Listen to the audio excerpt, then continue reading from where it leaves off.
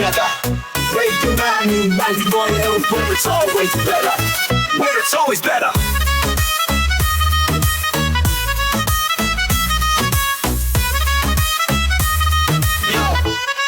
Yo, सुबह का सूरज या शाम का रंग, we bring you joy हर जुबान का धन।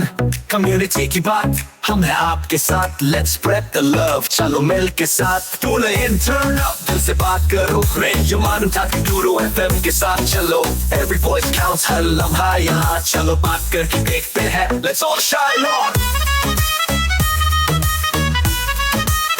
Yo, let's all go। सेहत की बात और dreams to share, Radio Manu 92 FM, we're always there. From unity to joy, we bring the light. Every word, every tune makes everything right. Listen up, it's time to unite. Radio Manu 92 FM, shining bright. दिल से सुनो, we love and care. चलो बात करके देखते हैं, let's take it there. So come along for the ride. Radio Manu 92 FM, we're by your side. चलो बात करके देखते हैं, your voice, your guide.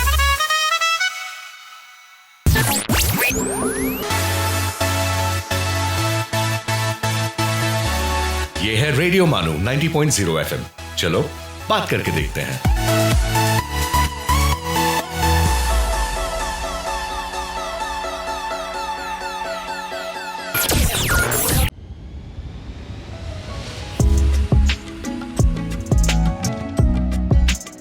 This is Radio Manu 90.0 FM presenting Adabnama। दोस्तों आदाब, मैं हूं डॉक्टर मोहम्मद इम्तियाज़। रेडियो मानू के इस खुसूसी अदबी और सकाफ़ती प्रोग्राम अदबनामा में आप तमाम लोगों का खैर मक़दम है। दोस्तों, जैसा कि आप लोगों को मालूम है कि हम लोग इस प्रोग्राम के तहत मुख्तलिफ़ ज़ुबानों के अदीबों, शायरों और उनके शाहकारों पर गुफ्तगू करते हैं और उनको आपके सामने लाने की कोशिश करते हैं और उनके डिफरेंट एस्पेक्ट्स पर गुफ्तगू करने की कोशिश करते हैं। चुनांचे आज के इस एपिसोड में हम लोग फिरदौसी, जो फ़ारसी ज़ुबान अदब का एक बेहतरीन और अज़ीम शायर था, जिन्होंने फ़ारसी ज़ुबान की इहया के लिए अनथक कोशिशें की और उनको एक कौमी वरसा के तौर पर फ़ारसी कौम के सामने पेश किया।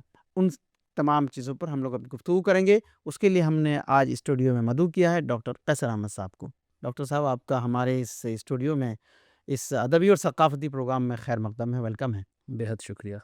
जैसा कि आप लोगों को मालूम है कि इस प्रोग्राम में हम लोग अपने गेस्ट का मुख्तसर तारुफ़ कराते हैं, ताकि आपको मालूम तो चले कि जो चीज़ें वो उनकी ज़ुबान से निकल रही हैं वो किस शख्सियत के हामिल हैं। तो डॉक्टर कैसर अहमद साहब शोबे फ़ारसी मौलाना आज़ाद नेशनल उर्दू यूनिवर्सिटी में बहैसियत एसोसिएट प्रोफेसर अपनी खिदमत अंजाम दे रहे हैं। इससे कबल आप इंतज़ामी अमूर यानी बहैसियत regional director, assistant regional director के आप अपनी खिदमत अंजाम दे चुके हैं और इससे पहले भी आपने centre for monitoring service CMS में फ़ॉरेन लैंग्वेजेस के एडिटर की हैसियत से काम कर चुके हैं, जो मिनिस्ट्री ऑफ डिफेंस और मिनिस्ट्री ऑफ एक्सटर्नल अफेयर्स के तय आता है, उसके अंडर आता है। जहाँ तक आपकी रही आपकी तालीमी लियाकत की बात, आपने ग्रेजुएशन से लेकर PhD की डिग्री आपने जवाहरलाल नेहरू यूनिवर्सिटी से हासिल की है। नहायत ही बासलाहियत और खुश मिजाज इंसान हैं, जदीद फ़ारसी पर अच्छी खासी गिरफ्त रखते हैं। आपकी 2 किताबें, बानवान मुग़ल, जो मुग़लिया दौर की जो ख़वातीन हैं, ख़ुसूसी तौर पर जो सलातीन से जुड़ी हुई ख़वातीन हैं, उनके कारनामे और उनकी जो तख्लीक़ात है, उन तमाम चीज़ों पर उनकी वो किताब है। दूसरी किताब दीवान मख़फ़ी, जिसको उन्होंने दिबाजे के साथ मंज़िल आम पर किया है। उसके अलावा आप लिखते पढ़ते रहते हैं, मुख्तलिफ़ मज़ामीन और रसाइल में छपते रहते हैं। मुख्तलिफ़ मज़ामीन, तहक़ीक़ी व तनक़ीदी मज़ामीन मुख्तलिफ़ रसाइल और जराइद में शाये होते रहते हैं। तो चलिए गुफ्तगू का सिलसिला शुरू करते हैं और जो फ़ारसी के मैं सबसे बेहतरीन और नहायत ही अहम शायर के सिलसिले में आज हम लोग गुफ्तगू करेंगे। तो सबसे पहले मैं आपसे ये जानना चाहूँ कि फिरदौसी कौन थे, क्या थे? फिरदौसी फ़ारसी ज़बान व अदब के ऐसे शायर थे जिन्होंने ईरान की तारीख़, उसकी तहज़ीब व सक़ाफ़त, तमद्दुन को ज़िंदा किया। ये ऐसे शायर थे जिन्होंने ईरान के क़दीम बादशाहों, पहलवानों, शुजाअतमंदों और दिलेरों का नाम रोशन किया, उनको ज़िंदा जावेद बना दिया। ये ऐसा शायर है जिस पे आज भी हर ईरानी फ़ख्र करता है। वाह, ये तो बहुत अच्छी बात है। आप उनके जो मुख्तसरन हालात ज़िंदगी क्या थे, कैसे थे, कहाँ उन्होंने तालीम हासिल की, उस पर भी थोड़ी रोशनी डालें। देखिए, फ़िरदौसी तकरीबन, चूँकि ये बहुत ही शुरुआती दौर का शायर है, ये तो उस तकरीबन वक्त 10वीं सदी के शायर हैं। ईस्वी जी, जी, 10वीं सदी ईस्वी के शायर हैं। बिल्कुल बिल्कुल। जी, जी। अगर हम हिजरी में बात करें तो तकरीबन 330 हिजरी के आसपास इनकी पैदाइश तूस में हुई, एक गांव में, और इनके वालिद ज़मींदार थे, तो लिहाजा इनकी इब्तदाई तालीम, परवरिश वगैरह तूस में ही गांव में हुई। और उस वक्त जो ट्रेंड था, इन्होंने फ़ारसी ज़बान व अदब को पढ़ा और फ़ारसी ज़बान पे उबूर हासिल था इनको। तो ये जवानी में बहुत ही फ़राग़त की ज़िंदगी इन्होंने गुजारी। खेती बाड़ी करते, देख रेख करते, दोस्तों के साथ गांव में और बागों में आराम की ज़िंदगी, कहक़हों की ज़िंदगी, गुफ्तगू की ज़िंदगी इनकी गुजरी। उसी दरमियान इन्होंने बीजन व मुनीजे का क़िस्सा नज़्म किया। अच्छा। जो भी बहुत मशहूर दास्तान है और इश्क़िया दास्तान है ईरान की। उसके बाद लेकिन इनका बुढ़ापा जो है वो तकलीफ़ में गुज़रा, गुर्बत और अफलास में इनका बुढ़ापा गुज़रा। उस पर इनके 37 साल के जो बेटे थे उनका इंतकाल हो गया। उनके ऊपर उन्होंने एक मरसिया भी लिखा है। तो उनके इंतकाल के वक्त में सिर्फ उनकी एक बेटी थी। तो ये है उनकी इब्तदाई ज़िंदगी के बारे में जो मालूमात। तो वो उनकी जो तालीमी पढ़ने पढ़ाने का जो उस वक्त, ज़ाहिर सी बात है कि आज इतने कदीम ज़माने में जो तौर तरीक़े थे, वो कैसे उन्होंने हासिल किया? ये या उस वक्त के राइजुल वक्त जो निज़ाम था तालीम का, उससे हासिल किया उन्होंने, या घर में हासिल किया, कहाँ हासिल किया उन्होंने? नहीं, मदरसों का जो सिस्टम हुआ करता था पहले, वहाँ मदरसा ही, पहले कोई स्कूल यूनिवर्सिटी तो था नहीं। तो शुरुआत में ही, आप बाद में भी देखेंगे कि सेंट्रल एशिया में और मिडल ईस्ट में मदरसा ही जो है स्कूल, कॉलेज और यूनिवर्सिटी का दर्जा रखता था। उस मदरसे से निकले हुए बहुत सारे साइंटिस्ट भी आप ये उसी दौर के शायर हैं जिस वक्त अबू अली सीना और आपको अबू रिहान अल बेरूनी और बहुत सारे उलमा उस वक्त, और जो कई दानिशमंद और फ़लसफ़ी गुज़रे हैं और हकीम और तिब गुज़रे हैं, वो सब इसी सब दौर के हैं। और इनका भी जो कस्बे इल्म था, जो उसका तरीक़ा था, वो वही मदरसे का ही सिस्टम था। हाँ, यही वजह है कि हकीम अबुल क़ासिम के, उनका पूरा नाम जो है अब हकीम अबुल क़ासिम तूसी बताया जाता है, कि तूसी जी तब बताया जाता है कि ये बात जी था।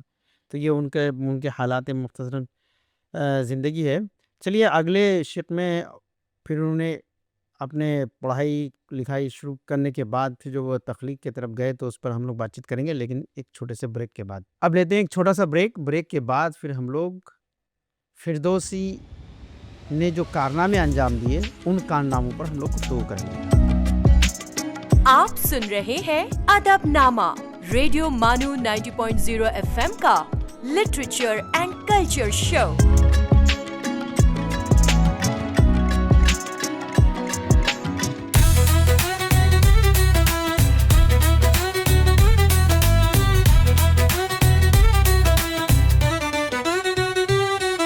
This is Radio Manu, a community radio station. So join the wave, come along for the ride. Radio Manu 90.0 FM, we're by your side. चलो बात करके देखते हैं. Your voice, your guide.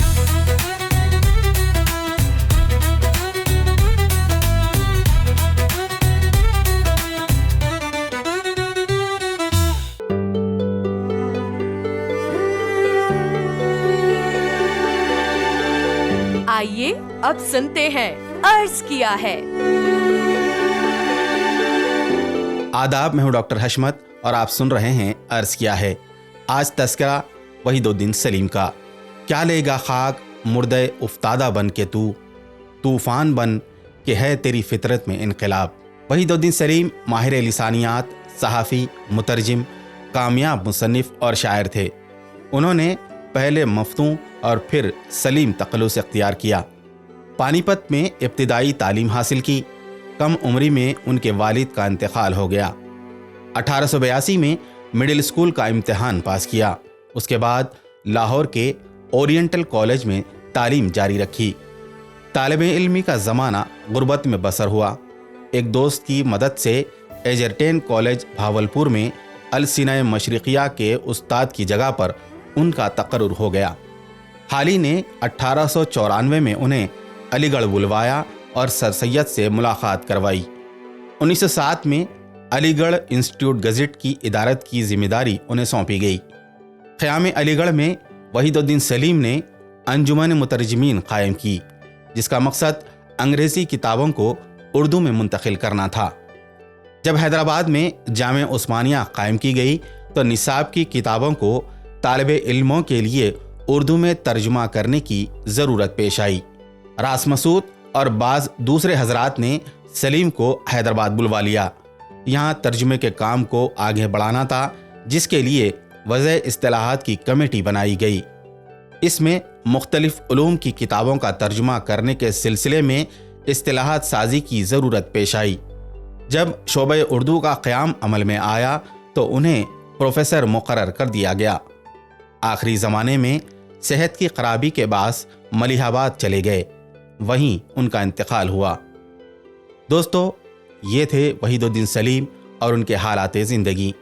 कल आपसे एक बार होगी फिर मुलाकात। इजाज़त दीजिए। आदाब।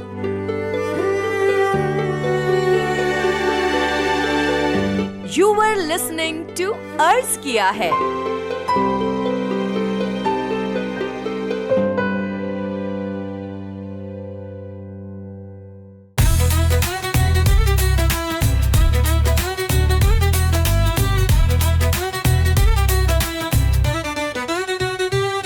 For sales, marketing and brand promotions, write to us on Radio Manu at manu.edu.in. So join the wave, come along for the ride. Radio Manu 90.0 FM, we're by your side. चलो बात करके देखते हैं. Your voice, your guide.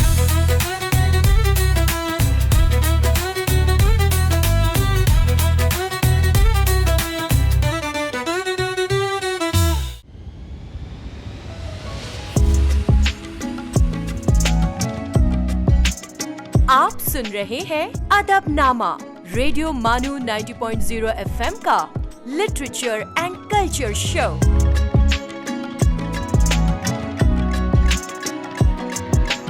Break के बाद फिर एक बार आपका हमारे इस अदबी और सकाफती प्रोग्राम में खैर मकदम है, वेलकम है। जैसा कि आप लोगों को मालूम है, आज हम लोग फिरदौसी पर बातचीत कर रहे हैं। उसके लिए हमारे साथ स्टूडियो में मौजूद हैं डॉक्टर कैसर अहमद साहब। डॉक्टर कैसर अहमद साहब, आप हम इससे पहले आपने फिरदौसी के हालात ज़िंदगी, उनकी तालीम और उनके जो उनका जो तारफ़ आपने मख्सूसन पेश किया, लेकिन ज़ाहिर सी बात है कि फिरदौसी नहीं कहलाते अगर वो शाहनामा तख्लीक़ नहीं करते। बिल्कुल। तो वो शाहनामे के वजह से वो शाहकार हुए और वो शोहरत दवाम उनको हासिल हुई।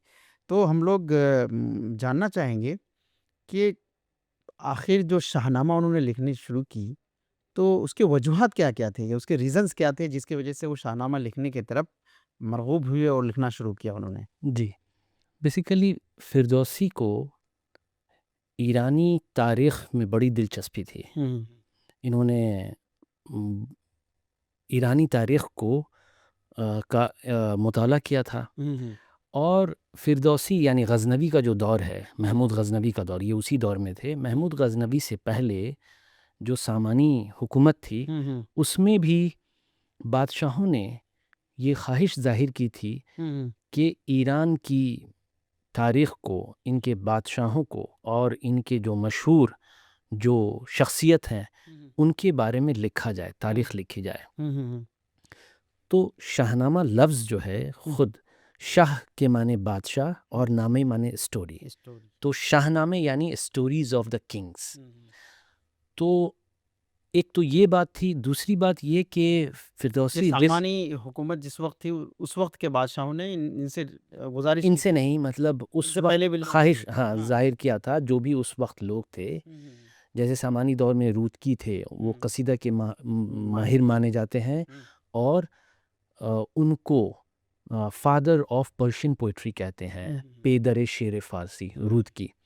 उसके बाद बहुत सारे शायर थे, तो उसमें किसी वक्त में कई बादशाहों ने ये वक्तन फ़वक्तन इस ख्वाहिश को ज़ाहिर किया था। दूसरी बात ये है कि फिरदौसी तूस में थे, तूस के बुज़ुर्गों की भी यही ख्वाहिश थी। तो ये सब वजूहात थे और एक कल्चरल इम्पैक्ट ये भी था कि ईरान की एक तारीख़ रही है, अपनी तारीख़ रही है और इनके कल्चरल आइडेंटिटी उनकी है जी। बिल्कुल, और इनकी फतूहात और इनकी हुकूमतें बहुत मशहूर थीं। तो जब अरब इन पे फ़ातेह हुए और इन्होंने फ़तुल फुतूह का नाम दिया, तो अरबों ने 200 से 300 साल तक बहुत कोशिश की कि ईरान पे अपना कल्चर और अपनी ज़बान और अपना सब कुछ जो है वो उसका असर वो करें। असर हुआ नो डाउट, लेकिन इन लोगों ने ज़बान व अदब के मामले में और इस मामले में बहुत रेसिस्ट किया बिल्कुल। और शाहनामा लिखकर फिरदौसी ने एक जो उस रेसिस्टेंस को है बहुत मजबूत किया। जी जी बेसिकली इसी वजह से मैं ये अगर आपकी बात को रोकना चाहूँ, बेसिकली जो फिरदौसी थे उनको भी अपनी ज़ुबान, अपने कल्चर, अपनी सकाफत से लगाव था। इस ये चीज़ें भी उनको मरगूब करती रही जो लिखें। बिल्कुल बिल्कुल। और हुब्बुल वतनी थी, मीहन परस्ती थी। हर ईरानी कल्चरली और हिस्टोरिकली बहुत ज़्यादा वो पैट्रियट होता है इस मामले में। कल्चर तो बहुत ज़्यादा उनके अंदर है और यही वजह है कि इस्लाम आने के बाद भी नौरूज़ फेस्टिवल जो है बड़े शान और शौकत से मनाया जाता है। बिल्कुल। उनके जो हफ्त सीन होते हैं इसी तरीके का सुफरा यानी दस्तरखान टाइप से एक होता है, उसमें 7 चीज़ें होती हैं। उसमें वो ज़रतुश्ती पीरियड से वो मनाया जा रहा था, लेकिन इस्लाम आने के बाद उसमें कुरान एक उसका जुज़्व हो गया, एक हिस्सा हो गया, लेकिन उस फेस्टिवल को उन्होंने हाथ से जाने नहीं दिया। बिल्कुल। तो ये वो वजूहात थी और ये जो एक जो जज्बाती लगाव था उस तहज़ीब और सकाफ़त से, वो वजूहात बनी शाहनामा लिखने की। जी। तो अब अगर मैं आपसे ये पूछना चाहूँ, चूँकि वो तो लिखने की तरफ मरगूब थे ही, लेकिन एक गज़नवी दौर भी है जिसके उनका फिरदौसी का और गज़नवी का क्या किस्सा है, क्या माजरा है महमूद गज़नवी का? देखिए, महमूद गज़नवी आपको पता है कि बादशाह था, वो भी उसी दौर में। उसका जो है मलकुश शोरा जो हिंदुस्तान से उसका भी बहुत लगाव है। लगाव मतलब वाबस्तगी है एक ये क्या मतलब हिस्टोरिकल रिलेवेंस है उसका। जी। तो उनकी वो जो है गज़ना, बल्ख और ये सब जगह उन्होंने फतूहात हासिल किए। गज़ना और लाहौर तक वो थे महमूद गज़नवी। शिबकार हिंद यानी बर्र सग़ीर में हिंदुस्तान से जो फर्स्ट पर्शियन का इंटरेक्शन हुआ, ये उसी दौर में हुआ। महमूद गज़नवी से पहला जो माना जाता है इंटरेक्शन, तो वो महमूद गज़नवी के ही दौर में हुआ। लाहौर में वो मुकीम थे। वो उनके साथ ये रहा कि ये लाहौर में रहते तो गज़ना में रिवोल्ट हो जाता, वहाँ वो उसको डाउन करने की कोशिश करते तो लाहौर में उनके ख़िलाफ़ रिवोल्ट हो जाता था। महमूद गज़नवी ख़ुद पढ़ा लिखा आदमी था, लेकिन अपनी सल्तनत को एक्सपेंड करने के लिए उसने बहुत कुछ किया और ज़ाहिर सी बात है इतनी बड़ी मिलिट्री थी, लश्कर कशी को उसको मेंटेन करने के लिए उसको ज़्यादा से ज़्यादा पैसे चाहिए थे और उसी तरीके से वो बासवाद आदमी था, पढ़ा लिखा था, एजुकेटेड था। उसको शेर व शायरी से और तालीम व तदरीस से उसको लगाव था। उसको कहा ये जाता है फ़ारसी में बल्कि अंग्रेज़ी मुहक़्क़ीन उसको जो है किडनैपर ऑफ इंटेलेक्चुअल्स कहते हैं। अच्छा अच्छा। उसके साथ ये है कि ये वही वक्त था जो मैंने अभी आपसे ज़िक्र किया, अबू अली सीना, अबू रिहान अल बिरूनी ख़ुद उन्हीं के दरबार में थे। अच्छा उसके दरबार में कम से कम 400 शुरा मौजूद होते थे बैक वक्त। अच्छा अच्छा। उसको किसी अच्छे मुहक़्क़िक़ के बारे में या तबीब के बारे में या फ़लसफ़ी के बारे में, मुनज्जिम के बारे में अगर मालूम होता कि फ़लाँ शख़्स बहुत मशहूर है और माहिर है, तो वो जिस जिस इलाक़े में रहते थे वहाँ के हाकिम को वो ख़त लिखते, उनसे गुज़ारिश करते। तो ये बज़ाहिर गुज़ारिश होता था कि हमें उनको हम हमारे पास भेज दीजिए हमारे दरबार में, लेकिन उनको पता था कि अगर इनकार किया तो फिर हमारे ऊपर लश्करकशी हो जाएगी, तो हमलावर हो जाएंगे वो। तो इसलिए या तो वो भेज देते थे या उस माहिर को भगा देते थे। तो इनके साथ उनका क्या रब्त रहा? तो जब फिरदौसी शाहनामा लिख रहे थे और काफ़ी हद तक उन्होंने लिख लिया था, तो महमूद गज़नवी को मालूम हुआ कि फ़लाँ शख़्स ईरान की तारीख़ को लिख रहा है जिसमें क़दीम बादशाहों का ज़िक्र है। उसमें एक से एक बादशाह, कोरूश, दारियूश, होशियार शाह और उससे पहले के भी बहुत सारे, वो क्यूमस से वो पहला जो दास्तानी बादशाह है, तो सारे बादशाहों का उसमें ज़िक्र है। तो इसको भी लगा कि अगर काश हमारा भी नाम उसमें शामिल हो जाए तो मैं भी यहाँ जो है जिंदा जावेद हो जाऊंगा। तो कुछ लोगों का कहना है कि उनको बुलाया गया उनके दरबार में, या कुछ लोगों का ये भी कहना है कि फिरदौसी अब वो काफ़ी हद तक लिख चुका था और चाह रहा था कि इसका खातिर खा उसको इनाम मिले, तो उसने शाहनामा को मानवन करने की कोशिश की महमूद गज़नवी के नाम। तो बहरकैफ वो किसी तरह से दरबार में पहुँचे। उनके दरबार में एक से एक शोरा मौजूद थे और उसमें बहुत सारे शोरा की तादाद ऐसी थी कि वो चाहते थे कि फिरदौसी ये काम इसके सुपुर्द न किया जाए, क्योंकि फिर उनका रुतबा कम हो जाएगा। उसमें कहा जाता है कि उनसुरी भी शामिल थे जो मलकुश शोरा थे, यानी poet of the court poet जो होता था। तो बहरकैफ उनका टेस्ट हुआ बाज़ाब्ता और उन्होंने एक से एक शेर पढ़े जो तलमी और उसके थे। इससे ये पता चलता था कि ये न सिर्फ ज़बान व अदब और अल्फाज के माहिर हैं, बल्कि ये तारीख़ और तहज़ीब व तमद्दुन से भी वाकिफ़ हैं। जी। तो ये काम उनके सुपुर्द किया गया और कहा गया कि हर एक शेर के बदले इनको एक सोने की अशरफी मिलेगी, और ये करार पाया कि 1000 शेर जब मुकम्मल हो जाए तो ये आकर ले जाएं। इन्होंने कहा कि नहीं, मुझे ये किस्तों में नहीं चाहिए, मैं मुकम्मल होने के बाद एक ही साथ ले जाऊंगा। जी। अब किस्सा ये हुआ कि फिर इनको 35 साल की उम्र में ये शुरू किया इन्होंने। 35 साल की उम्र में इन्होंने शुरू किया, तकरीबन 35 साल इसको इख्तिताम पहुंचाने में लगा। ठीक है। तो जब ये ख़त्म हो गया, शाहनामा जब कंप्लीट हो गया, तो ये गए महमूद गज़नवी के पास और इन्होंने कहा कि ये हैं अशार। तो 60,000 उसमें इसके अशार की तादाद जो है 60,000 है।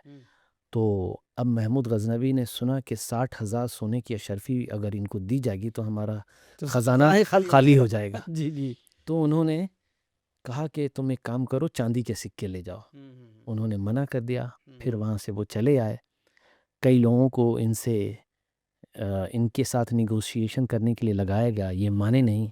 एक जगह हम्माम में ये नहा रहे थे तो फौज के कुछ लोग सीनी में चांदी के सिक्के लेकर आए, इनको तोहफा दिया, इन्होंने कबूल नहीं किया और उसको फेंक दिया कि ये तुम लोग ले लो। कहा करके ये वहाँ से भागे हेरात, और वहाँ उन्होंने, तो जब ये भागे तो इनके खिलाफ कई सारे हुक्म जारी हुए कि इनको गिरफ्तार कर लिया जाए, जहाँ मिले उनको पकड़ लिया जाए, कैद किया जाए और हाथी के पैर से कुचलवाया जाए। तो ये जब हेरात गए तो उन्होंने वहाँ इनके खिलाफ हिज्व लिखा। हिज्व जो जैसा आप वाकिफ़ हैं कि हिज्व जो है बुराई के अशार होते हैं। जी।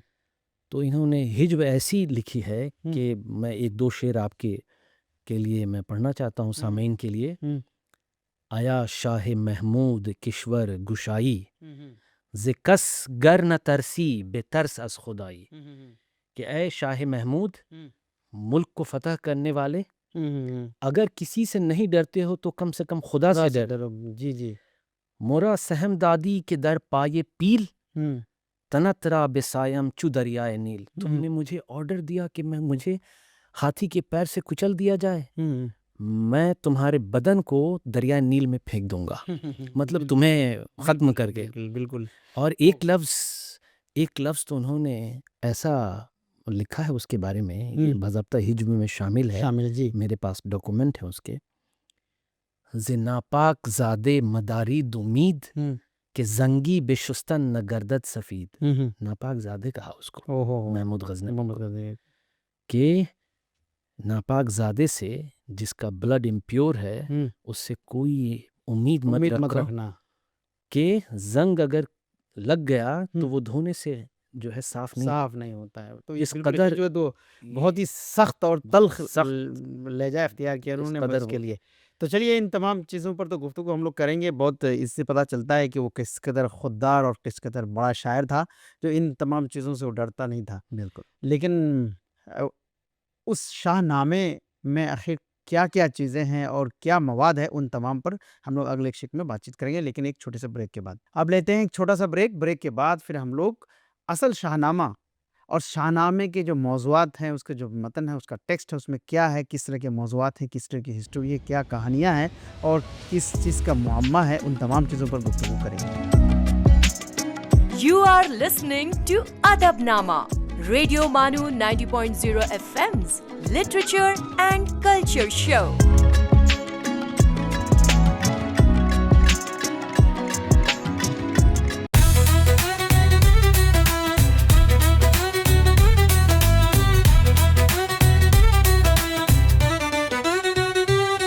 ये है रेडियो मानू, एक community radio station. So join the wave, come along for the ride. Radio Manu 90.0 FM, we're by your side. चलो बात करके देखते हैं. Your voice, your guide.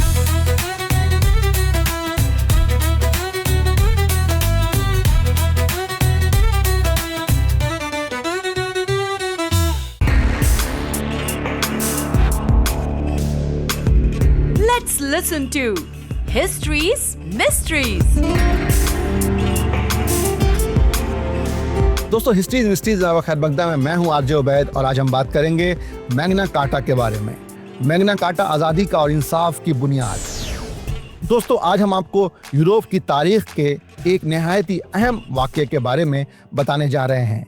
यह है मैग्ना कार्टा, जिसे अजीम चार्टर भी कहा जाता है। ये दस्तावेज दुनिया में इंसाफ और अवामी हकूक़ की जड़ों को मजबूत करने में संग मील की हैसियत रखता है। ये वाक़या 1215 ईस्वी में इंग्लैंड में पेश आया। उस वक्त इंग्लैंड के बादशाह किंग जॉन हुक्मरान थे। किंग जॉन आवाम से भारी टैक्स वसूल करते थे और अपनी मर्जी से फैसले करते थे।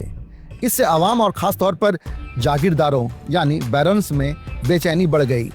बिला आखिर बैरन्स ने बादशाह के खिलाफ आवाज़ उठाई और उसे मजबूर किया कि वो एक तहरीरी मुआहदे पर दस्तखत करे। ये मुआहदा ही मैग्ना कार्टा कहलाता है। मैग्ना कार्टा में दर्ज चंद अहम नुकात ऐसे हैं, जैसे बादशाह अपनी मर्जी से टैक्स नहीं लगा सकता, उसे अवाम की नुमाइंदा कौंसिल से मंजूरी लेनी चाहिए, हर शख्स को इंसाफ हासिल करने का हक है, किसी को बगैर मुकदमे के कैद नहीं किया जा सकता, बादशाह भी कानून के ताबे है, वो कानून से बालतर नहीं। ये उसूल उस वक्त के लिए बहुत इनकलाबी थे, क्योंकि इससे पहले बादशाह को ही असल हुक्मरान समझा जाता था। वक्त के साथ साथ मैग्ना कार्टा को आज़ादी और जमहूरियत की बुनियाद माना जाने लगा। आज भी दुनिया के कई ममालिक के आईन और कवानीन में मैग्ना कार्टा के असरात देखे जा सकते हैं। दोस्तों, आप सुन रहे थे हिस्ट्रीज मिस्ट्रीज आरजे उबैद के साथ। आपसे फिर मुलाकात होगी, तब तक के लिए सुनते रहिए रेडियो मानू 90.0 FM। चलो बात करके देखते हैं। आप सुन रहे थे histories mysteries.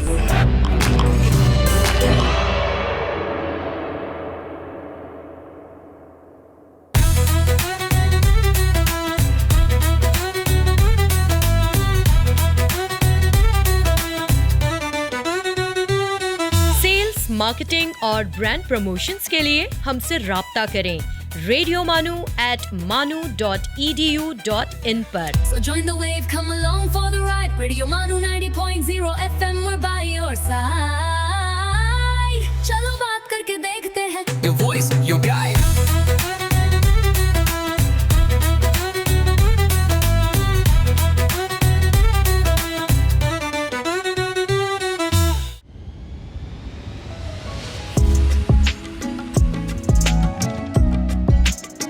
You are listening to Adabnama, Radio Manu 90.0 FM's Literature and Culture Show.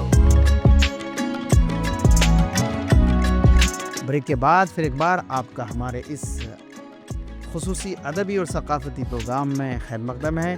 जैसा कि आप लोग मालूम है, आज हम लोग बातचीत कर रहे हैं फिरदौसी पर, फिरदौसी के शाहनामे पर।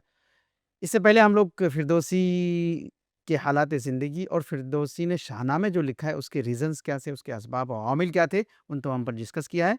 लेकिन अब हम लोग इस शेख में बातचीत कर रहे हैं कि फिरदौसी का ने जो शाहनामा लिखा, शाहनामे में आखिर लिखा क्या है जिसकी वजह से वो अमर हो गए और पूरी दुनिया में उनका शोहरत अभी का डंका बज रहा है।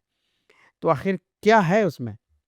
जी, मैं शाहनामे में जो मौजू हैं, जो उन्वान है, मैं उन पे आता हूँ। एक जो उस वाक़े को मैं बता रहा था, उसकी एक अहम कड़ी जो है, बिल्कुल, बिल्कुल। वो कैसे रिज़ॉल्व हुआ, वो देखिए, वो बहुत इंटरेस्टिंग है। अच्छा। तो हम सब इस बात से वाकिफ़ हैं जी, कि महमूद गज़नवी ने 17 बार हिंदुस्तान पे हमला किया, जी, और जब वो सोमनाथ के मंदिरों से जी। ख़ज़ाना लेकर हुँ, जब वो वापस हो रहा था, तो उसको इतने ख़ज़ाने मिले थे हुँ, कि उससे वो बहुत ज़्यादा खुश था। हुँ, और एक जगह रास्ते में जब वो वापस जा रहा था, एक जगह रास्ते में कहीं रुक कर किसी एक हाकिम को उसे वार्निंग देनी थी, हुँ, क्योंकि वो उसके तहत जो है वो माल गनीमत वगैरह वो भेज नहीं रहे थे, जो उनका जो साल का जो टैक्स होता टैक्स, है वो जी। भेज नहीं रहे थे। तो उन्होंने किसी सफ़ीर को भेजा था और इंतज़ार कर रहे थे। सफ़ीर जब वापस आया हुँ, तो वज़ीर से की तरफ इन्होंने देखा, देखो क्या जवाब लाया है। तो वज़ीर ने एक शेर पढ़ा, हुँ, अगर जुज़ बेकाम मन आयत जवाब, हुँ, मनो गुर्ज़ो मैदानो अफ़रासिया, हुँ, कि अगर आज मेरे काम का जवाब नहीं आया, यानी खातिर खा जवाब जवाब नहीं मिला। नहीं मिला, तो मैं हूँगा, और गुर्ज़ भाले की तरह, नेज़े की तरह एक हथियार होता है, हुँ, वो होगा, और मैदान होगा, और फिर अफ़रासियाब। हुँ, अफ़रासियाब अपनी फतूहात के लिए बहुत मशहूर था। अच्छा। वो दास्तानी बादशाह था। हुँ, तो महमूद गज़नवी को बहुत ताज्जुब हुआ कि ये शेर किसका है। कहा कि ये फिरदौसी का शेर है। तो उस पे वो नदामत और उसको पशेमानी हुई अच्छा। कि हमने इतने बड़े शायर को तवज्जो नहीं दी और उसके साथ नाइंसाफ़ी किया। और उन्होंने जब फ़ौरन जब वो गज़ना पहुँचे, तो फिर वहाँ जो है उन्होंने ऊँटनियों पर उनके सोने की अशर्फ़ी, 60,000 सोने की अशर्फ़ी, उन्होंने उनको रवाना किया। लेकिन ये नहायत अफ़सोस और ताज्जुब की बात है अच्छा। कि तूस के शहर के एक दरवाज़े से, जहाँ ऊँटनियाँ जब जो है सोने की अशर्फ़ी लेके दाखिल हो रही हैं, दूसरे दरवाज़े से फिरदौसी का जनाज़ा जा रहा है। ओह हो! ये तो बहुत तो इसके बाद है। ये जो है तारीख़ में दर्ज है। दर्ज है ये। जी। अब हम आते हैं शाहनामे के शाहनामे मुतालिब में, कि जी। उसके उन्वान क्या है, मौज़ू क्या है। तो बेसिकली शाहनामा जो है ये कोई पहली बार नहीं लिखा गया। फिरदौसी पहले आदमी नहीं थे। और फिर यानी इस्लाम आने से क़ब्ल भी, जब सासानी हुकूमत और हख़ामनशी दौर था, उस वक्त भी चूँकि यहाँ एक से एक दिलेर और बहादुर बादशाह गुज़रे हैं, एक से एक सिपहसालार गुज़रे हैं, तो उनकी दास्तानों को लोग या तो दर्ज करते थे और या फिर सीना बसीना लोग नस्ल दर नस्ल उसको याद करते थे, सुनाते थे। तो पहलवी ज़बान में भी, यानी इस्लाम आने से पहले पहलवी ज़बान में भी शाहनामा मौजूद था। जैसे उसमें एक है खुदाई नामा, अच्छा। और इस शाहनामे को अरबी आलिम इब्न मुक़फ़्फ़ा ने अरबी में तर्जुमा भी किया है। अच्छा। ये वही इब्न मुक़फ़्फ़ा हैं जिन्होंने पंचतंत्रा का जब तर्जुमा बुरज़ोई ने पहलवी में किया था करतक व दमनक के नाम से। इसको करतक व दमनक को इब्न मुक़फ़्फ़ा ने कलीला व दमना के नाम से वो तर्जुमा किया था। तो मशहूर है किताब है। दूसरा जो शाहनामा है वो है कारनामा अर्दशीर बाबकान। ये अर्दशीर बादशाह और उसके फर्जंद शाहपुर की दास्तान है। उसके बाद यादगार ज़े ईरान, इसको शाहनामे गश्ता सब भी कहते हैं। और इन शाहनामों में इन ईरानी बादशाहों का जिक्र है। उसके साथ साथ ये मुख्तलिफ ईरानी क़िस्से हैं, उनके जो हाकिम वज़ीर और उनके जो पहलवान थे उनके बारे में। जैसे क्यूमर्स ईरानी जो तारीख़ है, ये दास्तानी पहला बादशाह है क्यूमर्स। उसके बाद 50 बादशाहों का जिक्र शाहनामे में आया। अच्छा। फिरदौसी के 50 बादशाहों का, जिसमें क्यानियान जो ख़ानदान था उसमें दास्तान जम व फरीदून, और इसमें सिर्फ ईरान के ही नहीं अरबी और यूनानी माखज़ भी लिए गए। अच्छा, ठीक है। फिर इस्लाम आने के बाद भी ये दास्तानें लिखी गई। उसमें शाहनामे अबू मंसूरी, अबुल मुअय्यद बल्खी, शाहनामा मसूद मरूज़ी, और दक़ीक़ी जो शायर था उसका भी शाहनामा मंजूम शाहनामा था, लेकिन वो नापैद है। फिरदौसी ने वहाँ से फिर उस जो भी उसको अशार मिले उन्होंने अपने शाहनामे में शामिल कर लिया। जी। तो चलिए, बहुत अच्छी बात है आपने इसके बारे में बताया कि मौज़ूआत क्या थे और किस हिसाब से उसकी तहज़ीबी और विरासत है बेसिकली, कि वो शाहनामा जो है पूरी ईरानी तारीख़ है, ईरानी कौम की तारीख़ है वो, जिसको वरसा के तौर पर शाहनामे में पेश किया गया है। लेकिन एक गुफ्तगू का सिलसिला जारी रखेंगे, लेकिन एक छोटा सा ब्रेक ले लेते हैं। फिर उसके बाद फिर हम लोग उसकी अहमियत और ख़ुसूसी तौर पर हिंदुस्तान में उससे रिलेटेड अगर चीज़ें कुछ उसके असरात कुछ पड़े हैं तो उस पर भी हम लोग गुफ्तगू करेंगे, और यहाँ की तहज़ीब और सक़ाफ़त पर शाहनामे के क्या असरात पड़े हैं उस पर भी गुफ्तगू करेंगे। बिल्कुल। एक लेते हैं छोटा सा ब्रेक के बाद फिर हम लोग वापस आएंगे और शाहनामे के दूसरे पहलू पर बातचीत करेंगे। आप सुन रहे हैं अदबनामा, रेडियो मानू 90.0 FM का लिटरेचर एंड कल्चर शो।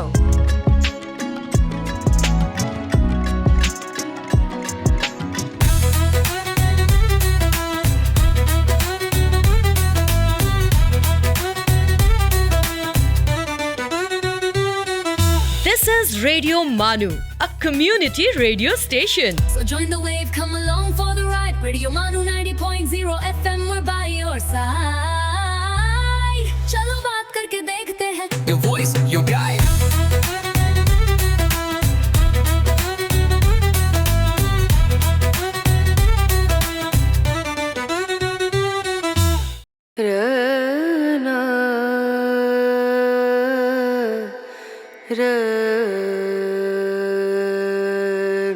ये है रेडियो मानू 90.0 FM। आइए अब सुनते हैं the mindful minute.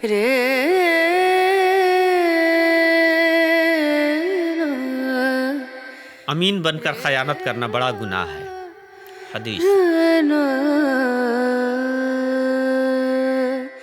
Nikola Tesla once said, "Let the future tell the truth and evaluate each one according to his work and accomplishments. The present is theirs. The future for which I have really worked is mine."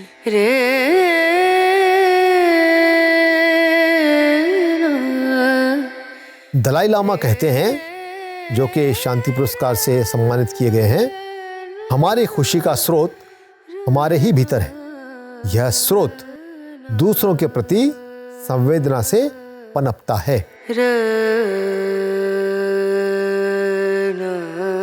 This is Radio Manu 90.0 FM. You were listening to the Mindful Minute.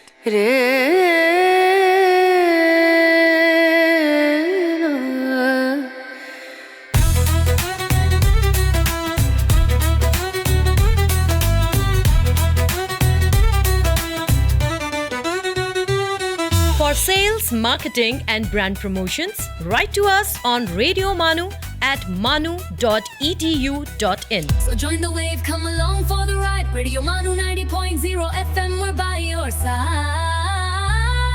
चलो बात करके देखते हैं. Your voice, your guide.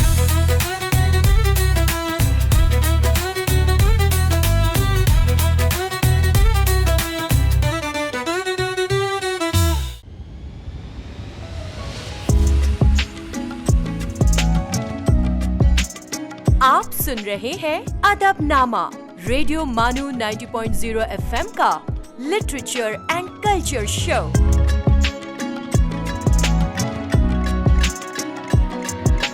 Break के बाद फिर एक बार आपका हमारे इस अदबी और सकाफती प्रोग्राम अदबनामा में खैर मकदम है।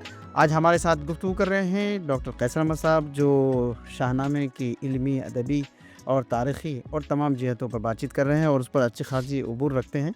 मैं तो स्टार्टिंग में आपका तारुफ कराना भूल गया कि बीबीसी के एक इंटरव्यू जो डॉक्यूमेंट्री बन रही थी उसमें आप बहैसियत रिसोर्स पर्सन भी आपने उसमें बाइट्स दिए हैं। तो ये मैं अपने मज़ीद मालूमात आपके सिलसिले में अपना शेयर करना चाह रहा था।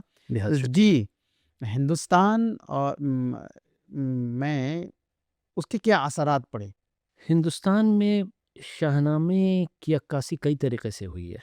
अब आप देखेंगे कि शाहनामे का तर्जुमा भी उर्दू में कई जगह पे हुआ है और हमारे पास जो ड्रामा आया है वो बेसिकली यूनानियों से आया है। अच्छा। तो ये यूनानियों से डायरेक्ट नहीं आया, ये यूनानियों से फिर ईरानियों में आया और ईरानियों से फिर हिंदुस्तानियों में आया। जी जी जी, ठीक है। और आप देखेंगे कि हमारे यहाँ जो फ़िल्में भी बनी हैं तो पहली फ़िल्म और जो शुरुआत के जो जितने फ़िल्में बनाई गई हैं वो सब ज़्यादातर ईरानी और पारसी हैं। पारसी थिएटर्स के जी, की देन जी, है बताते जी। हैं। जी। तो ज़ाहिर सी बात है कि जब ईरानी फ़िल्म बना रहे हैं, पारसी फ़िल्म बना रहे हैं तो शाहनामे और उसके हीरो और उसके बादशाह और उसके कैरेक्टर को कैसे वो छोड़ सकते हैं। बिल्कुल बिल्कुल। तो रुस्तम और सोहराब आप जानते हैं कि हिंदुस्तान की शाहनामे का वो एक बहुत बड़ा हिस्सा है। जी, तो रुस्तम और सोहराब के ऊपर कितनी फ़िल्म बनाई हाँ, गई है। बहुत सारी फिल्में हैं और बहुत कैरेक्टर भी हैं उसके कैरेक्टर उसको हैं डिपिक्ट उसमें किया गया है। और उसके नाम से बाज़ाब्ता रुस्तम और सोहराब नाम से भी फ़िल्म बनी है जी जी। और उस के किस्से को भी डिपिक्ट करने की कोशिश की गई है। मैं रिसेंटली मतलब मैं मिड इसमें 80s में अमिताभ बच्चन की फ़िल्म आई थी मर्द। मर्द फ़िल्म में दारा सिंह और अमिताभ बच्चन जो कि बाप बेटा हैं उस फ़िल्म में कैरेक्टर अदा कर रहे हैं, वो बिल्कुल रुस्तम और सोहराब की कहानी है उसमें। अच्छा। लेकिन शाहनामे के मुताबिक रुस्तम जो बाप है वो सोहराब के सीने में खंजर उतार देता है। यहाँ पे वो ये है कि बादशाह वक्त को वो बदला लेने के लिए फिर वहाँ पे वो आमादा हो जाता है। कहानी को वहाँ थोड़ा ट्विस्ट तब्दील है, की वो गई। मनमोहन जी, देसाई जी, का जी। वो एक ख़ास वो अंदाज है। है। और इसका असर शाहनामे का हिंदुस्तान में या इसके यानी बर्र-ए-सग़ीर में ये है कि पहलवान लफ्ज़ जो हम आज इस्तेमाल कर रहे हैं ये यही फ़ारसी और शाहनामे की देन है। और पहलवानी ही कहते हैं हम आज रेसलिंग आज को। भी बिल्कुल हाँ, पहलवानी हर ही जगह कहते हैं। पहलवानी कहते हैं। और सिर्फ वही नहीं, ये जो रुस्तम जो कैरेक्टर है वो बहादुर, इतना बड़ा बहादुर था, वो मशहूर था। तो दारा सिंह और गामा पहलवान हिंदुस्तान के बहुत मशहूर पहलवान थे। जी जी। उनको जो है उनको रुस्तम हिंद, रुस्तम ज़मां और रुस्तम पंजाब वगैरह बाज़ाब्ता टाइटल टाइटल दिया गया है। जो सबसे बड़ा रेसलर हुआ करता था उस वक्त का उसको जो है रुस्तम कहते थे। रुस्तम हिंद, रुस्तम ज़मां, इस तरीके से। तो और सिर्फ यही नहीं, आप आज देखेंगे कि महाभारत बहुत मशहूर है। महाभारत के कुछ जो है पर्टिकुलर सीन आप कई जगह कई घरों में वो नक्काशी के तौर पे और इस पे डिपिक्ट की जाती है। उस या कोई एक ख़ास मैसेज है उसकी अक्कासी की जाती है। उसी तरीके से अगर आप कहीं भी आज मॉडर्न वर्ल्ड में, चाहे यूरोप हो, इंडिया हो और एशिया हो, तो थिएटर्स में, ऑडिटोरियम में, होटल्स में, घरों में, ड्राइंग रूम में शाहनामे का जो एक सीन है, जो कैरेक्टर है, वो भी कई जगह नक्काशी की जाती है। जी जी। नक्काशी के तौर पे लोग फ्रेम लगा करके वो रखते हैं। ये एक ऐसी किताब है इम्पैक्ट है उसका जिसको किताब का। जिसको जिसको ईरानी जो है इस पे फ़ख्र करते हैं। ईरान में बहुत सारे शायर गुज़रे, बहुत सारे लोगों ने अपनी खिदमत अंजाम दी, लेकिन जो रुतबा फ़िरदौसी को है कि मतलब हर ईरानी शाहनामा अपने घर में रखता है और इसको गाहे बगाहे पढ़ता है। बिल्कुल बिल्कुल। डॉक्टर साहब, ये किताब जैसे कि आप लोगों को मालूम है कि ये किताब बहुत ही शाहकार है और ख़ुसूसी तौर पर ईरानियों की तहज़ीब और सक़ाफ़त को फ़रोग़ देने में इसका नुमायाँ कारनामा है। तो उसकी अहमियत और इफ़ादियत को थोड़े मुख़्तसरन लफ्ज़ों में वाज़ेह कीजिए।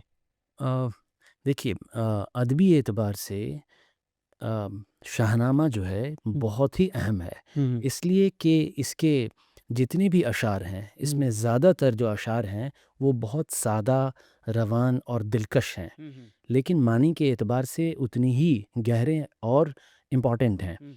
उसमें इन्होंने ये फ़िरदौसी की ख़ासियत है कि इन्होंने अरबी अल्फाज के इस्तेमाल बहुत कम इस्तेमाल किए हैं। ये अदब के लिहाज से हो गया, लेकिन तारीख़ी एतबार से इसकी अहमियत ये है कि ये ईरानियों की कौमियत और उसकी हुब्बुल वतनी को ज़िंदा करने वाली किताब है। जी। उसकी एक निशानी है। बिल्कुल बिल्कुल। खुद फ़िरदौसी ने कहा है, जी।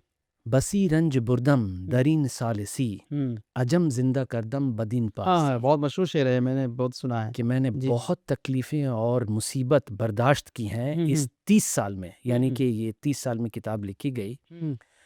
अजम जिंदा करदम बदीन पारसी, अरब अपने अलावा सारे को उस आसपास में अजमी कहते थे, यानी गूंगे। जी। तो फ़िरदौसी ने ये एक तंज़ भी किया और इशारा भी किया कि अजम जिंदा करदम बदीन पारसी, मैंने ईरानियों को जिंदा कर दिया फ़ारसी के ज़रिए से। जी। नमीरम अज़ जहान पस के मन जिंदा अम, मैं इस दुनिया से मरने वाला नहीं हूँ, मैं हमेशा रहूँगा।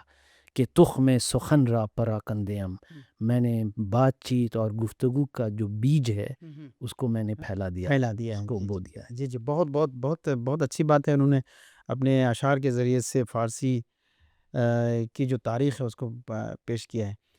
तो चलिए, आपको बहुत बहुत शुक्रिया इस तरह के ज़र्रीन ख़यालात और इस तरह के बेहतरीन और दिलचस्प वाक़यात को हमारे सामईन और नाज़रीन के लिए पेश करने के लिए। बेहद शुक्रिया। मैं रेडियो मानू और आपका बेहद ममनून और मशकूर हूँ कि आपने मुझे दावत दिया। तो दोस्तों, ये थे डॉक्टर कैसर अहमद, जो हमें फ़िरदौसी के हालात ज़िंदगी और फ़िरदौसी की जो अज़ीम कारनामा है शाहनामा, जिसको लिखकर वो अमर हो गए, उन तमाम पर शाहनामे की जो अदबी अहमियत है, शाहनामे की जो तारीख़ी अहमियत है, शाहनामे की जो सक़ाफ़ती अहमियत है और शाहनामे का असर हिंदुस्तानी तहज़ीब और सक़ाफ़त पर कैसे पड़े, उन तमाम चीज़ों पर उन्होंने बेहतरीन गुफ्तगू की। आइंदा फिर किसी और मौज़ू पर, किसी और टॉपिक पर, किसी और ज़ुबान के माहिरीन से आपको रूबरू कराएंगे। तब तक के लिए मुझे और हमारी स्टूडियो से डॉक्टर कैसर अहमद को दीजिए इजाज़त। आदाब। You were listening to Adabnama on Radio Manu 90.0 FM. चलो बात करके देखते हैं।